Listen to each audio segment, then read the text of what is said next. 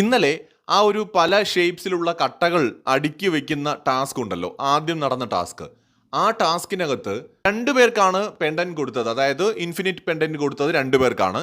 So അതില് രണ്ടാമത്തെ ആള് രാകേഷ് ആണ്. ബേസിക്കലി ജഡ്ജസിന് തീരുമാനിക്കാം എന്ത് ആർക്ക് കൊടുക്കണം എന്നുള്ളത്. ഇപ്പൊ ടാസ്ക് അവർ എങ്ങനെ ചെയ്യുന്നു എന്ന് ജഡ്ജ് ചെയ്തിട്ട് ജഡ്ജസിന് മാത്രം തീരുമാനിക്കാൻ പറ്റുന്ന ഒരു കാര്യമാണ്. അതിനകത്ത് ന്യായാന്യായങ്ങളിൽ നമ്മൾ പറയുന്നതിൽ വലിയ പ്രസക്തി ഉണ്ടെന്ന് എനിക്ക് ഇത് കണ്ടെടുത്തോളം തോന്നുന്നില്ല. പിന്നെ രാകേഷ് എന്ന് പറയുന്ന ഒരു കണ്ടസ്റ്റന്റ് ഭയങ്കര ഇൻട്രസ്റ്റിംഗ് ആണ്, എന്റർടൈൻമെന്റ് ഉള്ള ഒരു കണ്ടസ്റ്റന്റ് ആണ്. അതുകൊണ്ട് തന്നെ ഒരുപക്ഷെ രാകേഷ് ഷോയിൽ വരണമെന്ന് റിയാസ് അടക്കമുള്ള ആളുകൾ ആഗ്രഹിക്കുന്നുണ്ടാവും. റിയാസ് അത് പറയുന്നുണ്ട്, ഇങ്ങനത്തെ ഒരു പേഴ്സൺ ഈ സീസൺ 8 ഉണ്ടാകണമെന്ന് എനിക്കൊരു ആഗ്രഹമുണ്ട് എന്ന്. സോ ആ പെർസ്പെക്റ്റീവിൽ അങ്ങനെയാണെങ്കിൽ രാകേഷിന് പെൻഡന്റ് കൊടുത്തതിൽ തെറ്റൊന്നുമില്ല. പക്ഷേ റിയാസ് പറഞ്ഞ റീസൺ ഭയങ്കര ബാലിശമായി പോയി. അതായത് രാകേഷിന് പെൻഡന്റ് കൊടുക്കാനായിട്ട് റിയാസ് പറഞ്ഞ റീസൺ കണ്ടപ്പോൾ എനിക്ക് തോന്നിയത് ഒരു മാറ്റവും ഇല്ല അല്ലേ എന്നൊരു ഫീലാണ്. അതായത് റിയാസ് പറഞ്ഞ റീസൺ എന്ന് പറയുന്നത്, പൂജ ഉണ്ടല്ലോ, പൂജ രാകേഷിന്റെ അടുത്താണ് നിന്നത്. അപ്പോൾ രാകേഷ് ചിലപ്പോൾ ഒരു സ്ട്രാറ്റജി യൂസ് ചെയ്തിട്ട് രാകേഷ് കഷ്ടപ്പെട്ടുണ്ടാക്കി മുകളിലോട്ട് കെട്ടിപ്പൊക്കി നിർത്തിയിരിക്കുന്ന ആ ഒരു ഘടനയെ കാലുകൊണ്ട് നൈസിനെ തട്ടി അത് പൂജയുടെ ആ ഒരു ഘടന, പൂജ ഉണ്ടാക്കി വെച്ചിരുന്നതിൻ്റെ പുറത്തോട്ടിട്ട് അതിനെ പൂർണ്ണമായിട്ട് തകർത്തളയുക. അത് തകർത്തതിന് ശേഷം രാജേഷ് വീണ്ടും ഒറ്റയ്ക്ക് തൻ്റെത് ഘടനകൾ പെട്ടെന്ന് പറക്കി വെച്ച് നല്ല രീതിയിൽ ബിൽഡ് ചെയ്യുക.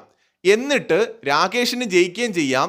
പൂജയെ സ്ട്രാറ്റജി ഉപയോഗിച്ചുകൊണ്ട് നേരെ മറ്റേ എന്താ പറയുക, ഔട്ട് ഹൗസിലേക്ക് പറഞ്ഞു വിടാനായിട്ട് രാകേഷ് നടത്തിയ ഒരു തന്ത്രമായിരുന്നു എന്നാണ് നമ്മുടെ റിയാസിന്റെ കണ്ടുപിടുത്തം. എനിക്ക് എത്ര ആലോചിച്ചിട്ടും അതങ്ങോട്ട് മനസ്സിലാവുന്നില്ല.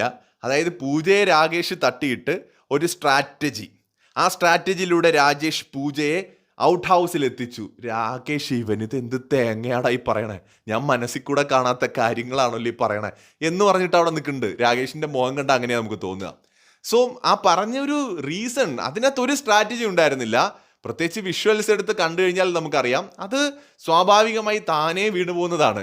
അല്ലാതെ അടുത്തിരിക്കുന്ന ആളെ തട്ടിപ്പറിച്ച് അല്ലെങ്കിൽ ആ ആളിനെ തകർക്കാൻ വേണ്ടി സ്വയം ഉണ്ടാക്കി വെച്ച സാധനത്തിന് അങ്ങോട്ട് കാലുകൊണ്ട് തട്ടിയിടുന്നതിന് മാത്രം മണ്ടന്മാരൊന്നും അല്ലല്ലോ ആരും. ഇരിക്കുന്ന കൊമ്പ് ആരെങ്കിലും മുറിക്കോ?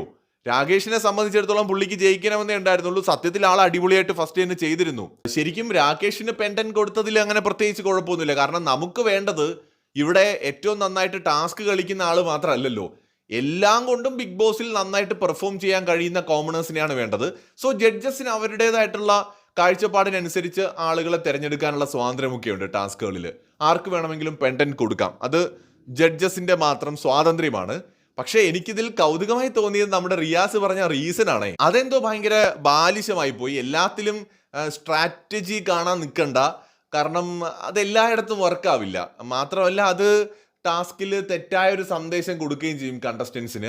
അവരുടെ കഴിവുകൾ പുറത്തെടുക്കേണ്ട ഒരു സമയത്ത് മറ്റുള്ളവരെ കഴിവുകൾ നശിപ്പിക്കുന്നത് ഒരു വലിയ സംഭവമായിട്ട് കാണേണ്ട കാര്യമില്ല.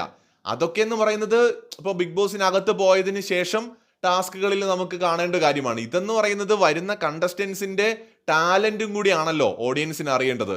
ഇവിടെ നിന്നല്ലേ ആളുകളെ ബെസ്റ്റ് ആയിട്ടുള്ള കോമണേഴ്സിനെ തിരഞ്ഞെടുത്ത് അങ്ങോട്ട് വിടേണ്ടത്.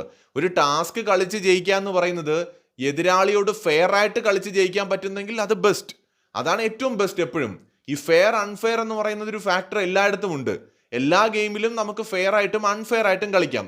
ചില ഗെയിമിൽ അൺഫെയർ ആയിട്ട് എല്ലാവരും കളിക്കാൻ ഇടവരുന്ന ഗെയിമുകളുണ്ട്. എല്ലാവരും ചിലപ്പോൾ അൺഫെയർ ആയിട്ട് കളിക്കും.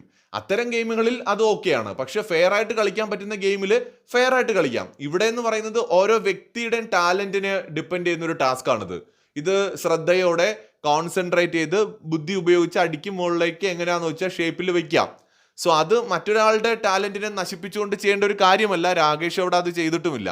പക്ഷേ അനാവശ്യമായിട്ട് അവിടെ അതൊരു രാകേഷ് സ്ട്രാറ്റജി യൂസ് ചെയ്തതാണെങ്കിലോ എന്ന് പറഞ്ഞിട്ട് രാകേഷിന്റെ പെൻഡന്റ് കൊടുക്കേണ്ട കാര്യമില്ല. ഓവറോൾ നന്നായിട്ട് എന്റർടൈൻ ചെയ്തു എന്നതുകൊണ്ട് ജഡ്ജ് കൊടുത്താലും ജഡ്ജിനെ അവിടെ ആരും ക്വസ്റ്റ്യൻ ചെയ്യാൻ പോകുന്നില്ല.